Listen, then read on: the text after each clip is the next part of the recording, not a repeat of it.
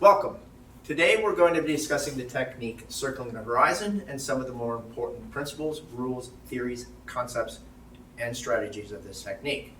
So now I delayed for strategy for a reason. That's because strategy is based upon scenario. And if you look at the system, we're presented with two different scenarios in which we start this technique, circling the horizon. So one is in the division of forms and one is in the division of self-defense technique. So given those two different scenarios, our initial strategy has to change. So let's get into that. So let's go through the form version first. So this technique is presented in form 5 or long form 5, depending upon what nomenclature you like to use. But what's important here is the theme. Okay? The theme of 5 is out of position. So what does that mean for us? What that means is rather than getting attacked from the front, we're going to be attacked from an out of position, in this case, the flank. Okay? So that then, because of that change, means we have to change our strategy. So typically when we're attacked, we have three things that we can do. Okay? We can either stay on that line of attack and divert whatever's coming at us off the line of attack. We can do the opposite. We can divert ourselves off the line of attack and not worry about it and let it stay on the line of attack. Or the third, we can move ourselves off the line of attack and move the attacking weapon off the line of attack. So in this case, what we're going to be doing is we are going to be moving them off the attack while we stay on the line of attack. And we're going to do it a special way. The way we're going to do it is we're going to be attacking that attack. A lot of times we just defend and deflect. In this case, we're going to be doing both deflection and aggression at the same time. So how we're doing it is important, and there's a couple of concepts that come into here that we have to discuss. So he's going to be coming in, we're going to be diverting it, and we're going to be doing it through aggression. So the way to think about this is that we're going to be using the top half of the circle of that circling the horizon. So we're going to be coming down on this circle and circling our body, and that gives us that attack. So what we're going to be doing is hitting with our knuckles into the back of their hand, not their knuckles. Okay? So it's important how we're doing this, and that brings in two concepts. The first concept being margin for error, and the second concept being the plus X rule. They're pretty much the same concept, but they're slightly different. In this case, you'll see how they're very similar. So if I were to, let's start out with the plus X. If I were to just go on the horizontal, they're on the horizontal. It's very easy for me to miss what's coming at me. And the opposite is true. If I go vertical, either way, it's very easy for me to miss. So how do I solve for that problem? The margin for error problem is the plus X, because we were making pluses here. But if we use an X instead, what that means is we now have this entire range covered up. So we're going to be very precise. Keep in mind, this is an upper ranking technique, and we're going to be using very precise striking here. Okay, so in case we make an error, that's what we need that X for. So if I were to misjudge this and I wasn't able to get the punch just right, I could pick it up with my forearm or even an elbow in that case, because I'm taking this circular route, which means that X route. Okay? So now that we've got that out of the way, let's contrast that with the ideal phase of this technique in the self-defense. Well, we no longer have to worry about that out of position, so we are now being attacked from the front. Okay? So guess what? Different scenario, different strategy. So in this case, what we're going to be doing is the opposite strategy. So rather than moving them off the line of attack and attacking it, we're going to do something completely different. What we're going to do is move ourselves off the line of attack, and we're going to evade that punch. Okay? So what does that mean to us? Okay? So let's take a look at this scenario. Let's have him stick out his hand so you can see it. If you look, this punch is on the center line, and my arm is on the inside of his arm. Okay, so let's move this out of the way, and I'll do it facing the camera so that you can see it a little bit better. So they're on the center line. I need to get this hand over on the outside so I can hit them, because that's what we're going to be doing, is doing that follow-up hit. But that brings in a problem. Economy of motion, or never making a cock a separate motion, is the rule that's employed for the concept of economy of motion, or the principle of economy of motion. So I don't want to do this. Is there another way to do this? Yes, and the way we're going to do it is through that evasion concept that we talked about. So what is the difference? So rather than moving the hand in this circle, what I'm going to be doing is I'm moving my body.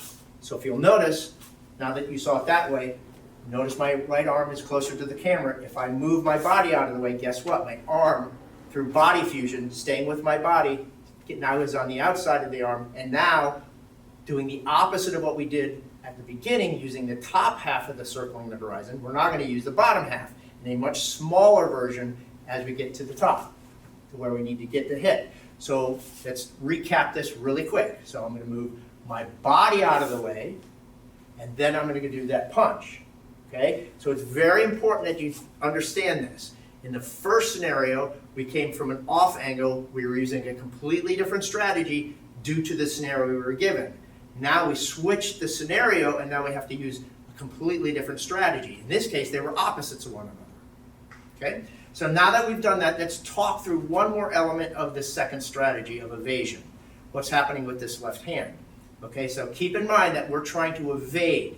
So there's a concept that we bring in called reading. If I am to touch the opponent touches me, we now have physical contact and we can start reading each other.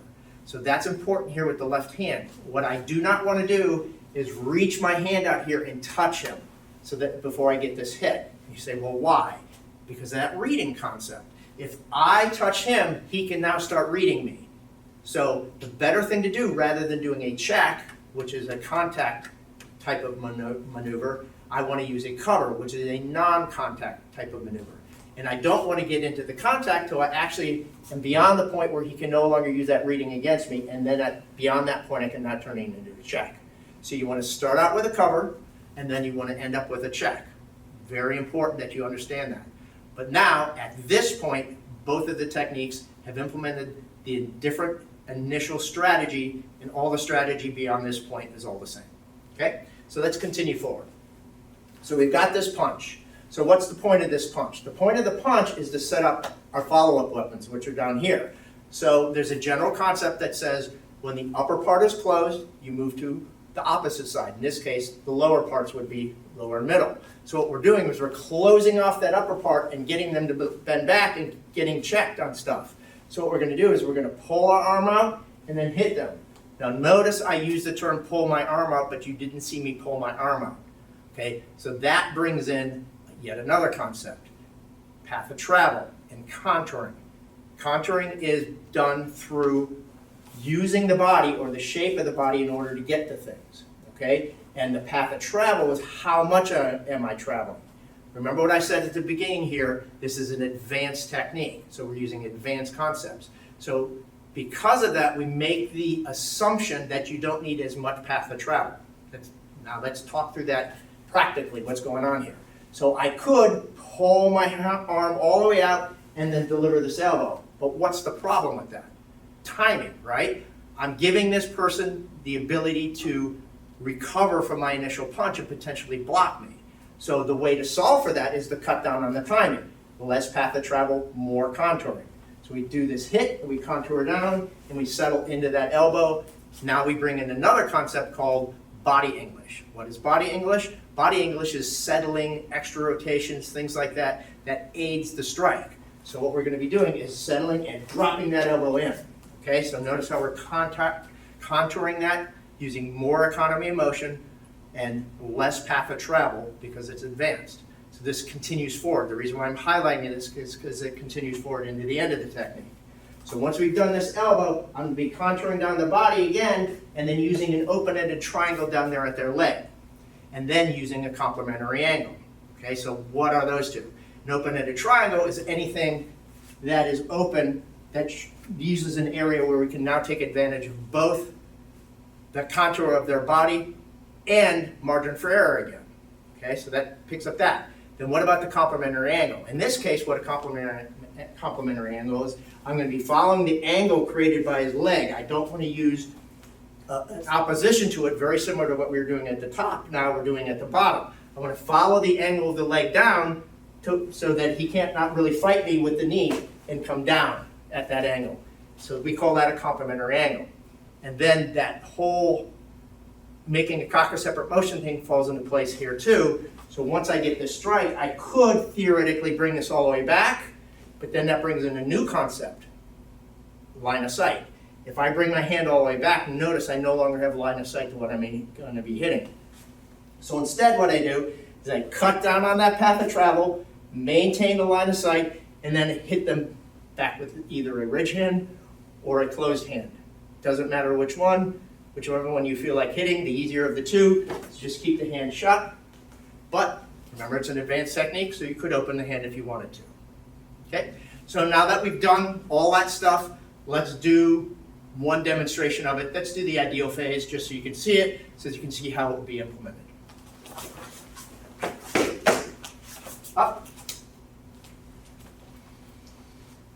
Hope this video helps you understand the American Kenpo system just a little bit better. Thank you very much.